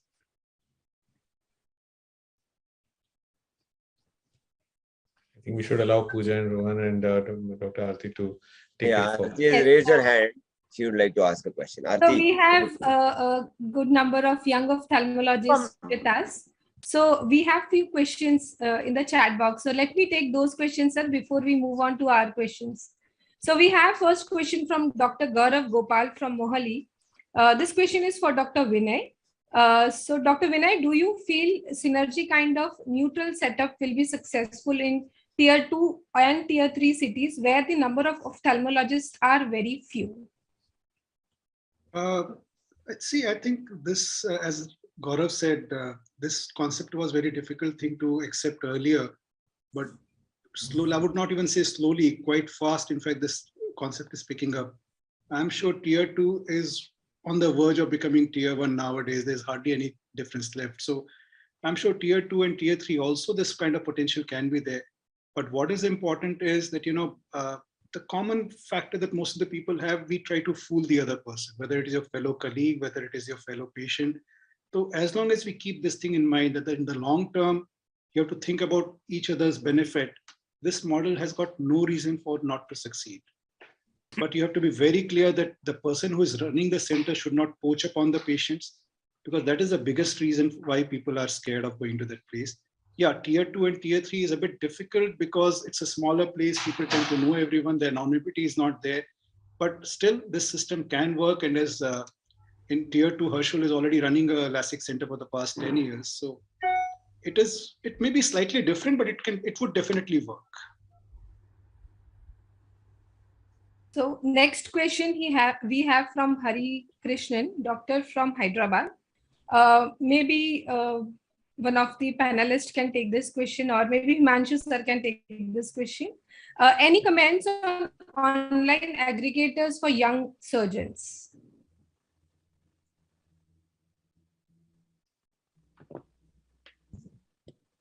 Sorry, what is the question, Aarti? So any comments on online aggregators for young surgeons? This time and this one that they have Yes. come, no? Whether they should approach them and build up the practice, or it is unethical. That is absolutely unethical. But anyway, let's have your take, each one of you. Tricky question to answer, Gaurav. I see Harshul sir smiling at it. So I think, sir, maybe you can give some question. No. What I feel is that in last 20 years of my practice, I never believed in touting and all those things. No. See, there are 2-3 things which I'd like to tell younger surgeons that, it's when they have less work, they try to always run after, these kind of aggregators and to the optometrists to, get patients from them, to give them cuts and all this. So these kind of practices, you should never try to indulge in these practices. Never.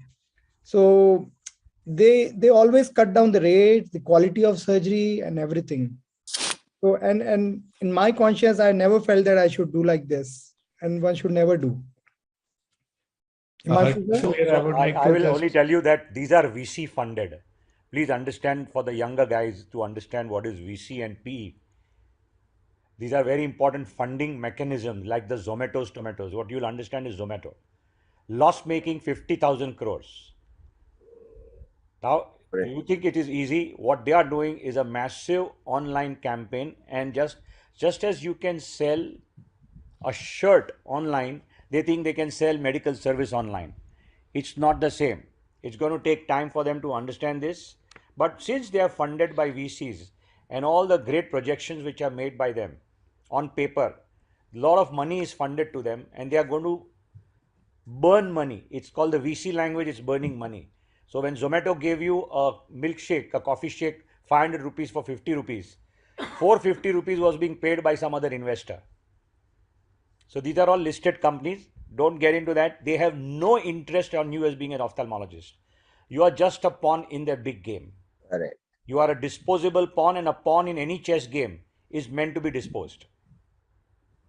We at hospitals, corporate hospital, I'm at Nanavati and Leelavati from 20 years. And I've seen people come and go, managements change. And I can tell you what we use the word. It's called BMW.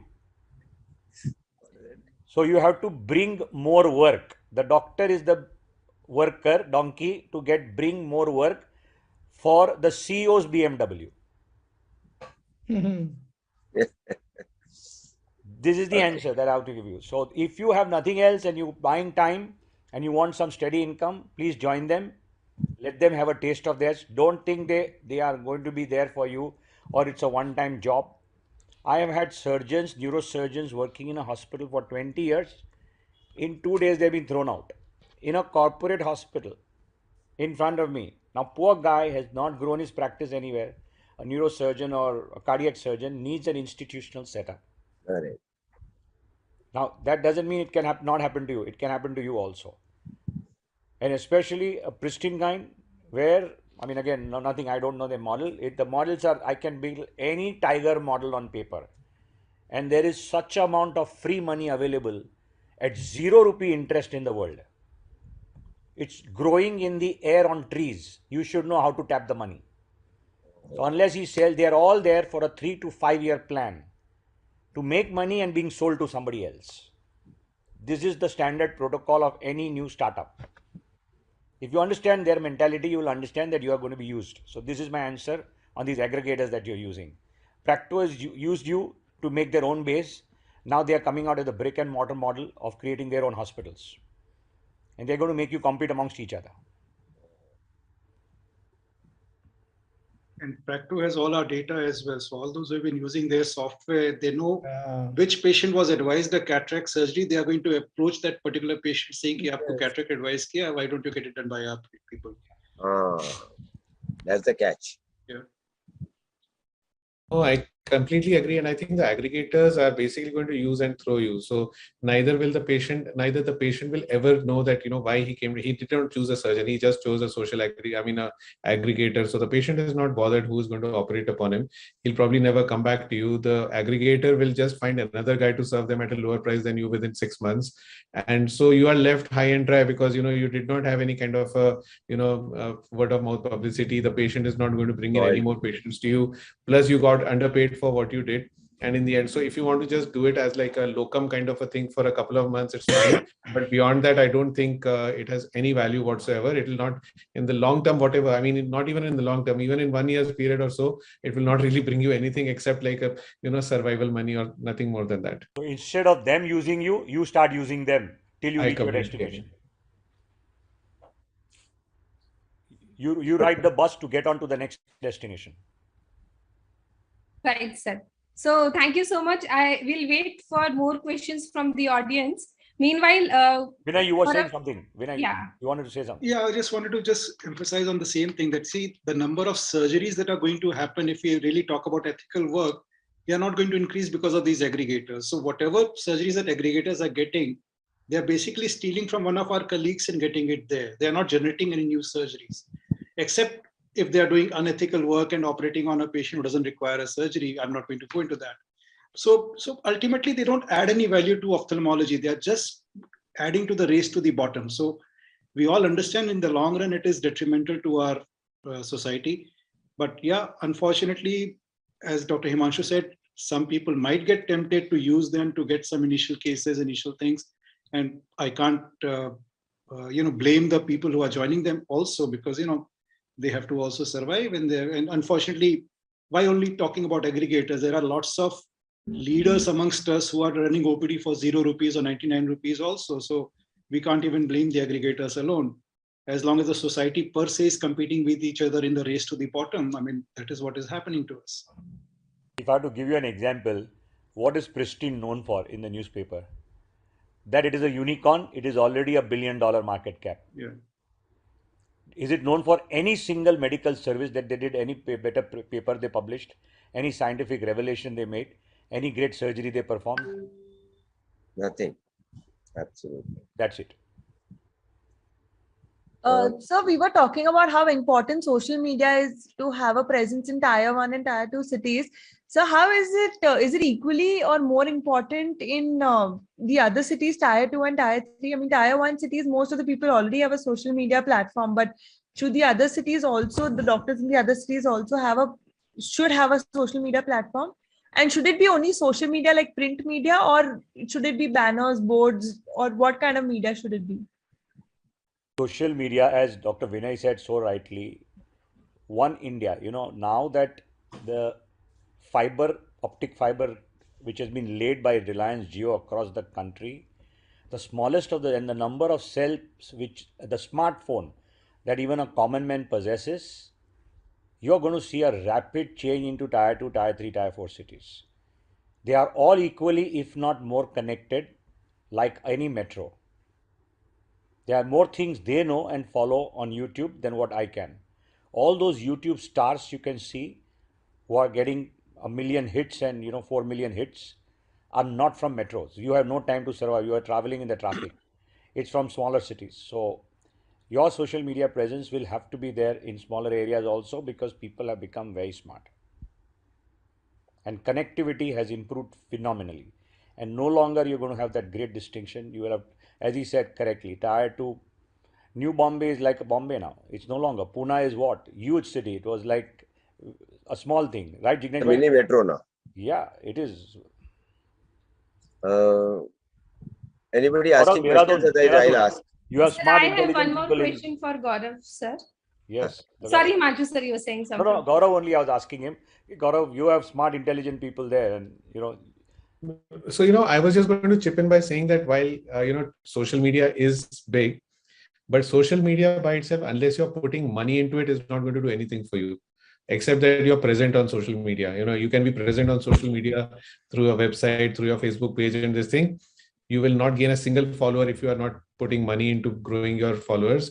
You can keep posting updates every day and spending time and effort and money.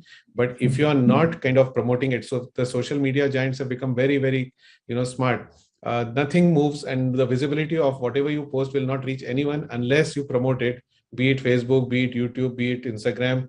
You may have like a few hundred followers, and then they're the ones who are going to keep seeing it. So if you want to really grow and reach out, just being present on social media and putting interesting posts and everything may not be it. If you get lucky and you suddenly have something viral which goes crazy or something, you may suddenly have something big happen for you, but that's like maybe a 1% chance that can happen. Otherwise, it has to be paid for, and social media does not work on its own. So let's not just think that social media is something transformative for a practice unless you invest in it. I'll add on to this. Sorry. I think the most important thing that one needs to do, first thing, is to get yourself on Google Maps. Because the moment anyone knows about you, he hears about you, first thing he's going to do is put your name into the Google. And you should be able to guide them to your place. The Google should have your right address, right location, right phone number. So that is the bare minimum. And the next thing should be a website if you can manage that. So this is something which is a bare minimum that is there. Social media is a very big game, as Gaurav said. I think having a presence out there is for completion's sake, but if you want to benefit, you have to spend a lot of time, effort, and energy onto that. Maybe not worth it. Yeah, I agree with you. So print media and banner advertising. Present on this thing, social media is important because people can find you if they've heard of you from word of mouth. Like as you said, Google Maps and maybe on Google search, you should show up. But beyond that is a different game altogether. What about banner advertisement and print media, sir? Especially in tier 2 and 3 cities? Dr. It's Gaurav? Not value for money anymore. No. Rohan, I think legally it may not be allowed. Yes. So print media, unless you are doing a change of address, change of timings, you're going on a holiday, then you are supposed to put it. Otherwise, MMC and this can take an objection, or somebody, one of your competitor puts it across, you are in a soup. So that is not advisable unless you have a change in address or change in timings, or you're going abroad or whatever it is. Anything that is a change can always be put upon it, not as an advertisement, you're doing so and so. Right now, you can just buy one new small equipment every 15 days, and that allows you to advertise still, introducing a new technology. What is it? Gaurav, go again. You can just buy a new small equipment worth few thousand rupees every 15 days, and you say that you are adding a new technology and you can still advertise. That's a good idea. Bypassing the laws. Gaurav. Achha, anyway, a question from my side is to all the panelists. भाई पैसा सब जगह लगता है, whether it is tier 1, tier 2 or tier 3. A beginner who has come with absolutely no financial backing, and absolutely zero in his finance, how does he go about it in each of the setup? Loan financing, I have wanted you people to dilate on this finance part a little more, because that is ultimately what is required to buy equipment or whatever it is for advertisement XYZ. How do you go about it in each of these? Dr. Pradeep Mohan is also there, very much logged in. So each one of you, all the 5 panelists, give us some clues about it. Your take on this. So actually, it is in line with the next question from our audience, Dr. Gigani from Akola. What are the minimum requirements and approximate costs to have a good eye hospital at a tier 2 city or town? So that's part of that. Correct. I think Harshul answered that very nicely in a presentation, including the cost also. Harshul, why don't you take this up? Yeah. So the list which I made just today. So I thought, let's compile a list, what bare minimum is required, in today's practice. What I calculated with the best of the equipments is 40 to 50 lakh that is required to set up your good OPD and your OT. Then it's apart from your infrastructure cost or your rent, or if you are planning, they may be that you are planning to set up in a multi-specialty hospital. So if you have that arrangement, then you don't need to invest anything in infrastructure or to pay to hospital. Or if you are renting out a place, then of course infrastructure and that you need to invest. So I think 70 to 80 lakhs is the cost which I feel one needs to need money to start with. You should ask Dr. Manta to chip in here.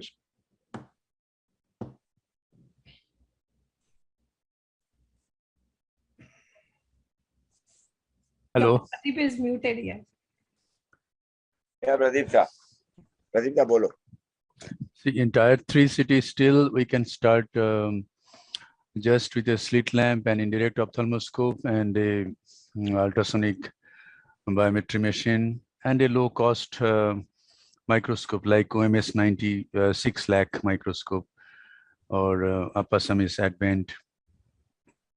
We can start our practice and a autorefractometer. Still, it is possible, apart from the infrastructure, it is possible to start a practice within, I think, 25 lakhs.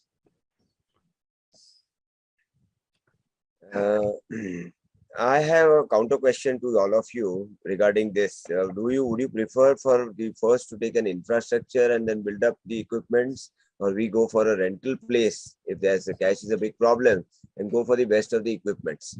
What does rental the future do? Rental place first. Yes. What about Himanshu Bhai, Gaurav, Harshul and Vinay Bhai? I completely agree. If you own a place, nothing like it. But if you don't own a place, there's no point investing in kind of acquiring a place, because that money is better spent on, getting yourself well equipped and, the center running. But you must have a plan that, even if it's a rental place, find the place which is most appropriate, not too expensive. It's very tempting to kind of promise a lot of money on monthly rentals and get something which is horribly expensive, and then you may not be able to break even. So you have to strike the right balance, and also it has to be a long-term plan. I mean, it should not be something which you may not be able to sustain beyond 6 months or a year. You're looking at 5 years or 10 years, because you can't keep moving places. So rental for sure, I would think, unless you have the luxury of having inheriting a place which you can use. I'm talking about only a newcomer who has got no financial backing. What is first? Priority is first is equipment and then this. Yes, and there are a few situations which our colleagues had faced. I know very much the real-time examples where they had invested in equipment, they had a rental place, but nearby in that 4 to 5 square kilometers, there were no new setups which are coming up, no buildings, everything was crowded. And to shift to another place, again, a new branding had to be done. So they really suffered. So that is why this question I put up, how to go about it. Vignesh Bhai, medicine is entrepreneurship also, besides science and being surgery. It's a great amount of entrepreneurship with huge risk of your career. Absolutely. So if I beg to differ a little on this, Actually, most people have made most money in the property which they bought. Correct. After 30 years, that property you were just servicing by the amount of money that you made in medical practice to pay the loans. With a low interest cost, if you had some property, if that property is going to make 200 times money, most people made money in property rather than their practice itself. So at what time are you entering? That is very important, and which area you are buying that property. Investment. Property instead of, so two ways, I'm giving you both valid answer to that. If you have a rental place, you have your tax offset. Correct. Multinationals always lease out property. They don't buy. Even though they have big money, they lease out because they get their tax benefits. They don't want to have any strings attached. So if you want to do that, you can have your tax benefits with that. And or the amount of money which you're paying in rent, you put that as your EMI on the loan because you are young. You can get a good loan for 20-25 years. And now the interest rate is 6%. I don't expect interest rates to go up big time. They are not going to be 12. I've taken money at 14% when I started practice. I took it at 17%, I remember. Yes. That's right. But I can tell you that the property made more money than what medical practice made. Absolutely. You're not going to sell it. You're not going to sell it. But it's an asset base which you are servicing. If I have to look on a very gross term. Absolutely. That's so both ways. There are pluses and minuses. It's a very personal opinion. The fight always has been buying a property or renting a property. So buying a property with an EMI stretchable at 25 years is the way to go. Depends what time you're timing the market. Okay. The market, this is the best time to buy right now. 1 year back was even a better time to buy. Okay. Harshul bhai and Vinay bhai, your comments also.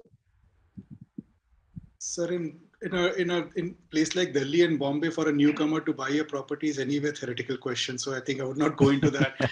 The properties are so expensive. And I think somewhere the rental gives you the benefit of testing waters. So, I mean, you're kind of not stuck to that place in case for some reason that place doesn't suit you. So if you have money, of course, but in Delhi, it is practically impossible for a person to buy a decent place. And, if with your budget, you will end up compromising on the place. So that kind of becomes counterproductive. And other thing I would say about amount of loan that you should take, jitna guru daloge utna hi meetha hoga. So, you can put in as much of money, but you have to be very careful, very conscious of the fact that what kind of an ROI are you expecting. You should be realistic in your expectations about how your practice is going to grow. You should be prepared for that. You should have enough reserves for that before you take a loan, because I don't want to get into a situation where you go with a top of the line investment of 2 crores or something like that in a setup, and then you end up having a problem. So you have to be very realistic. And that's where I again keep coming back to the concept that you take a good place for your clinic. So you have your independent clinic. And as Dr. Himanshu said, that tomorrow, whichever place you're going to cannot just kick you out, because the patients coming to your clinic are your patients. Then you are at liberty to take those patients to whichever place suits you better. And then you get a good place, all the machines, all the equipments without any hassles. And as your practice keeps growing, you can keep adding equipments with your savings and with your loans at that time. So I think, and by that time you also have an idea about what kind of incomes are you getting. So you can more confidently take a loan and you know what kind of EMI you can be paying off. So I think that's what I would suggest. Very balanced view. And Pradeep sir, Yeah, actually a new person who is going to start practice, he doesn't have money. So how to buy his property and then start? So you have to take a place on rent and start. And when your practice grows, then you think of buying a property. That's the thing. That's the practical way. So for me, Jignesh sir, I was fortunate that the hospital owners, we had good arrangement that infrastructure is there. They have big infrastructure, but all equipments are mine. So I kept on purchasing equipment over the period of time, but infrastructure is there. So I didn't have to invest anything in infrastructure, just on the equipments. It's kind of a rental kind of a model, you would say, where you're kind of sharing some thing with them. So sharing only of the total revenue. Yeah, so it's like a rental in which you are sharing it from your revenues rather than giving a fixed rental. So yes. Percentage of your revenues rather than a fixed rental. What is saying is quite right. Yes. Rohan and Pooja, any questions you'd like to ask? Because we are already 11:15 now. Very interesting discussion going on, but we have to see the time ticking also. I would like to have a second session of this, maybe a month later in a different format. I have it in mind already, but too many questions to the panelists also. People are it's almost 11:15. Yeah, Aarti, anybody in the YouTube or this anything coming up? Pooja? We have exhausted Rohan? the audience question, but I have one last question if Dr. Gaurav would like to answer this. So, sir, we understand you have been very senior to us. So, given a chance that you are a fresher now, you've just finished your fellowship and you want to settle somewhere. So, which city you would have chosen and why? Okay, Maybe a so I 1 tier, think 2 tier, or 3 tier, or and why? Well, very interesting. Jaipur. There will be an IPL Jaipur. kind of an auction for Gaurav now, And the other question, with other all of thing I us wanted bidding to for him add, now. yeah, other thing I wanted to add was, would you like to go outside India and practice, or do you think that India Yes. is a best option? I was going to ask that question. You go abroad, earn something, and come and settle Come yourself. back, yes. Is that So another option? I understand that we have limitation of time, but I think because so lot many I'll youngsters are now keen in going outside and not having that burden of managing a hospital, but getting a very good pay. Like I was outside and I was getting almost 10 lakh per month, and I was not happy coming back to India and getting less salary. So over to you, Gaurav sir, for your comments. Okay, so it's a very tough question, but I'll keep it short, and because this, I think it finally amounts to a very personal choice that you have to make. Okay, I know a lot of my colleagues and friends who would settle for nothing less than life in a metro. I mean, they would. In fact, I take interviews for potential consultants, and the moment they find out, oh, do we have to leave Delhi and go out, they don't want to go. They'll be happy to draw a salary of 1 lakh in Delhi, but they don't want to draw a salary of 2 lakhs or something, or 2.5 lakhs outside Delhi in a smaller town where they think they will not have, access to malls and access to all the things that they're used to living in a metro. On the other hand, there are other people who are totally opposite of that. I have consultants who worked in Bombay, and they moved all the way to Dehradun because the quality of life they thought was much better here, because the schooling is nice, the environment is good, they are closer to nature. So I think it's a very personal decision. I was 13 years in Delhi, and I literally ran away from Delhi because of all that. I mean, sorry, Binay, but I couldn't take the toxicity of Delhi's atmosphere and the population either. So, much happier to move to a smaller town. So if I had to do it again, I would be very happy to move out of, this thing into a tier 2 city, which suits my kind of aspirations. I like to go out in nature, go for treks. I don't want to burden myself sitting in the car in traffic jams all day. I don't fancy doing that. Going one day to a metro kills me. And I'm very happy with the way my life has kind of turned out. And also for that fact about going abroad, I think, again, that's a very I cleared both my USMLE exams and then decided not to go because eventually, I kind of, ophthalmology was going to be very tough. It's a very long road, and I had a passion for ophthalmology. So it all depends. If you have passion for certain things like ophthalmology, which you probably will not be able to very easily pursue maybe in the US or some other place, you might have to settle for doing, after doing MS here, you'll probably settle for doing pediatrics or, a residency in medicine and changing your life. So it all depends on how, kind of how you balance it out. So I think each person to himself or herself. Thank you so much, sir. Over to you, Jignesh sir. Yeah, Himanshu sir wants to add something. I just want to say, but one thing I'm very convinced that having a stint outside in the US or the UK for a few years will change your perception in life. It is very much required. One life only. Get out of that small well, swim in the ocean a little bit before you decide what pathway you're going to take. So time is with you. Once you get into practice with family responsibilities, you will not be able to take other risk.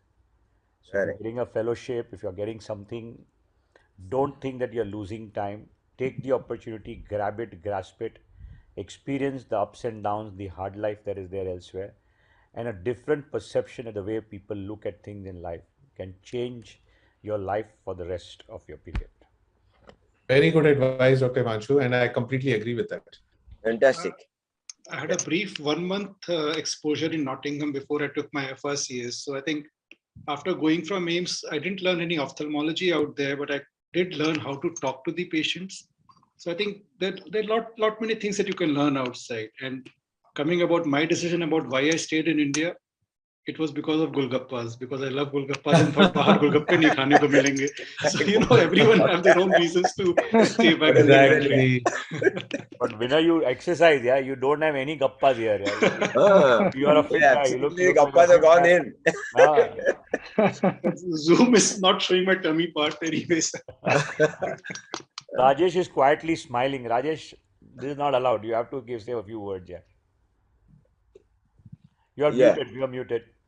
Yeah, Rajesh, you're muted. We'd like to have a view of Pradeep sir and also Harshul bhai before we have the go messages for each one of our viewers. Rajesh, bolo. Yeah, I think Himanshu bhai wants you to speak now.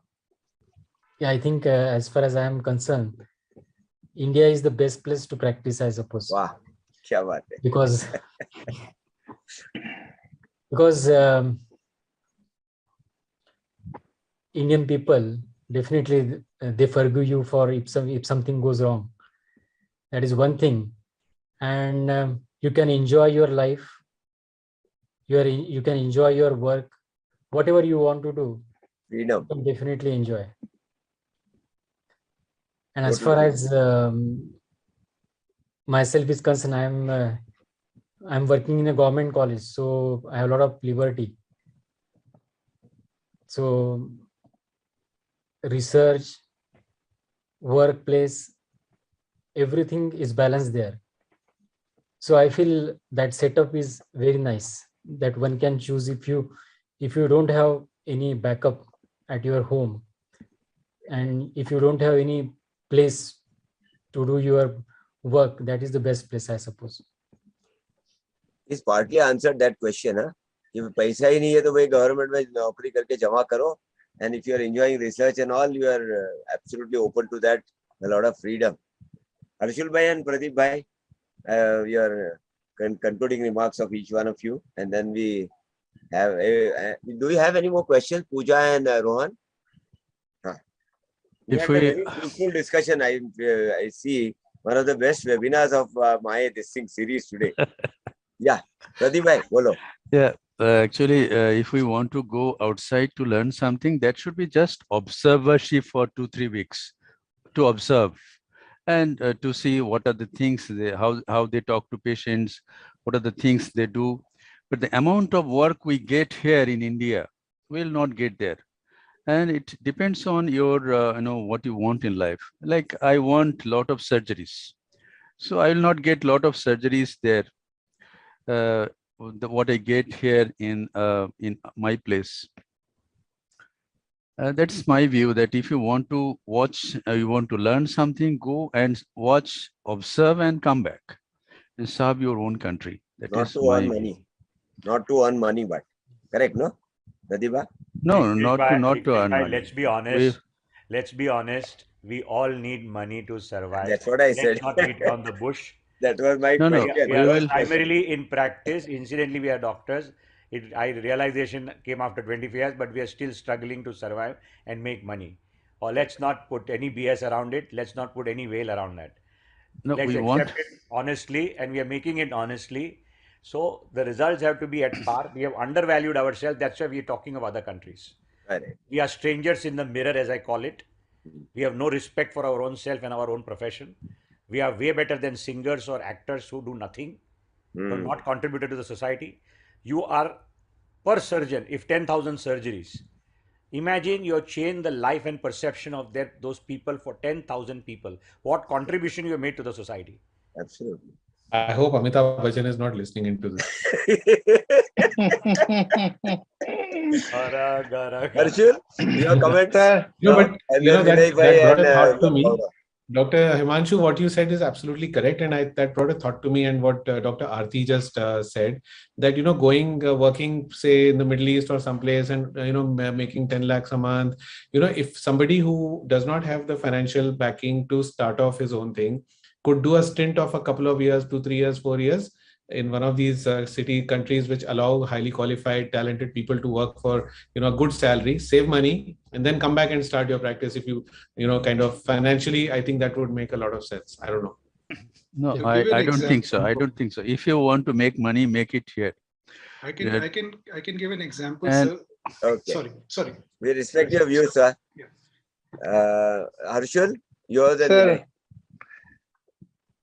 Sir,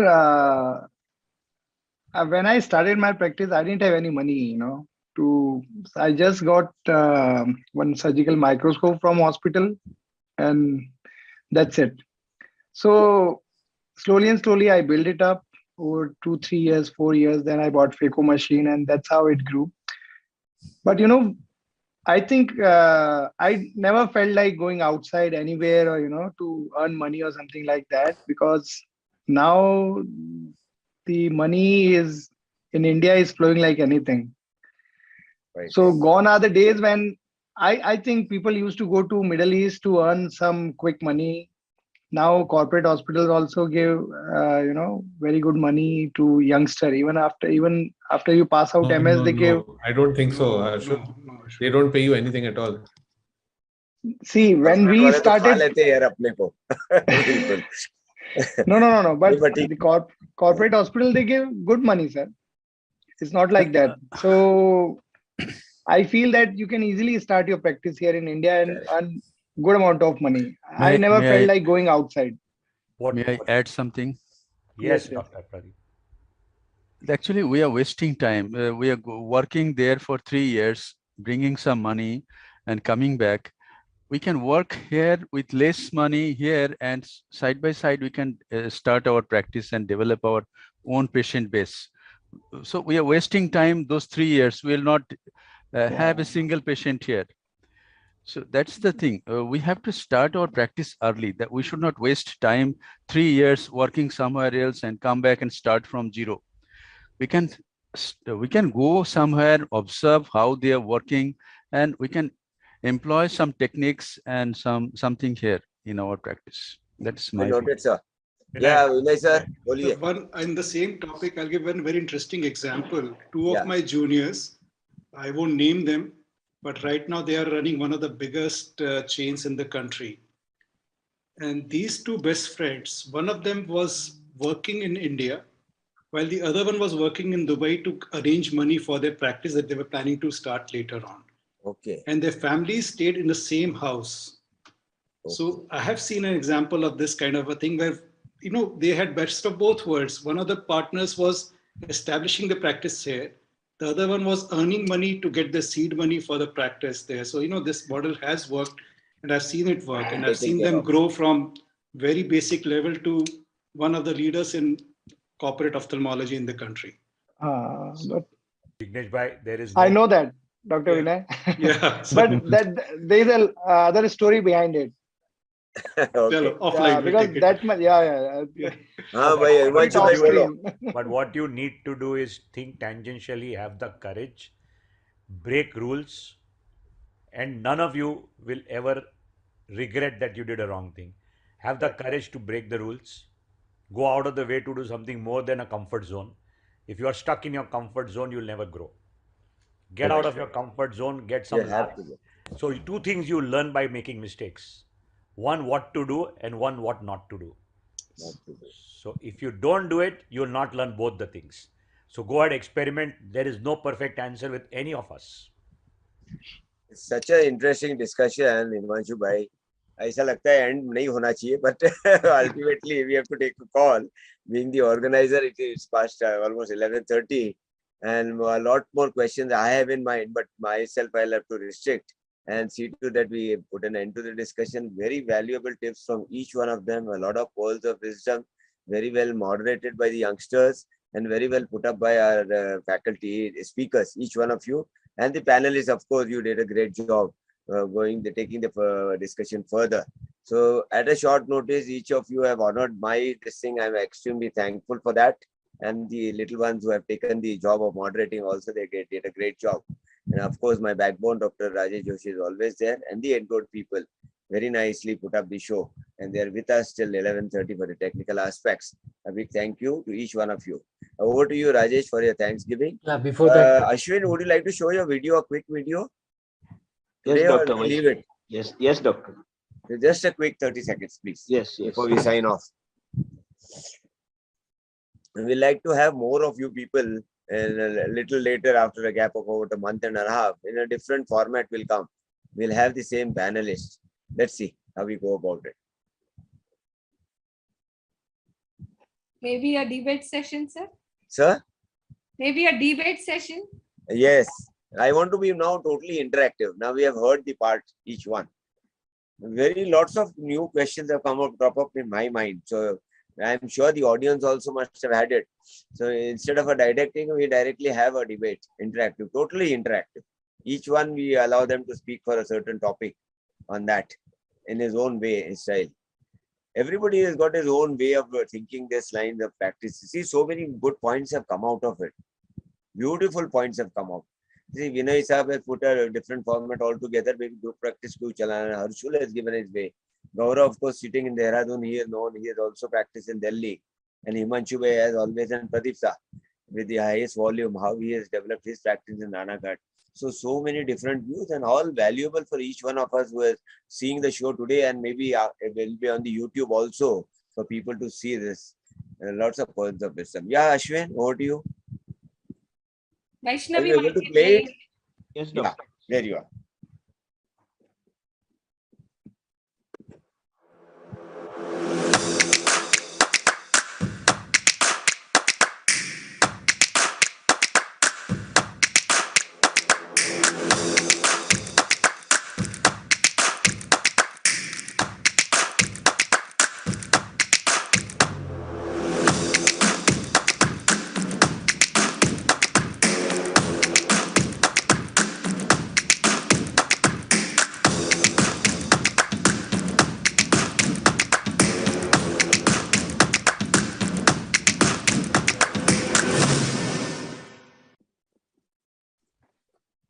Fantastic. I think everybody must have been glued to the seat throughout.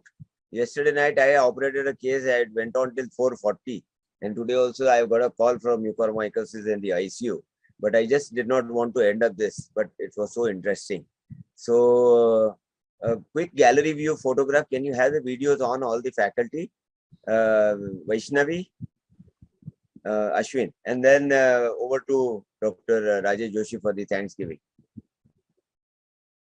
Himanshu, where is Himanshu? I think is left. Anyway, yeah. Once it is over, let us know, please. Done, sir. Yeah, Rajesh, quick. The crux of today's discussion is group practice is the future. However, individual and group practice have their advantages and disadvantages. My opinion is whether you want to start practice in 3-tier, 2-tier, or 1-tier city, skill, confidence, integrity, compassion, persistence, and dedication is of utmost importance. Thank you, Dr. Vinay, Dr. Harshul, and Dr. Pradeep Mohan for highlighting on nitty-gritties of practice in rural, urban, and metro areas. Thank you for agreeing to deliver talks in such a short notice and sparing your valuable time and guiding young ophthalmologists. Many thanks to Dr. Lahane sir, Dr. Gaurav Uthra sir, Dr. Himanshu sir for incorporating finer points and sharing thoughts. This would not have possible without initiative from our vibrant president, Dr. Jignesh Taswala sir. Thanks, Dr. Arti, Dr. Pooja, Dr. Rohan for conducting the session so well. I'm also thankful to all those who have joined on virtual platform for the webinar. Thanks, Entor, for the technical support. Thank you all and good night. Thank you. Thank you. Thanks. Bye. Good night. Thank you, everyone. Thank you, everybody. Thanks very much. Really enjoyed it.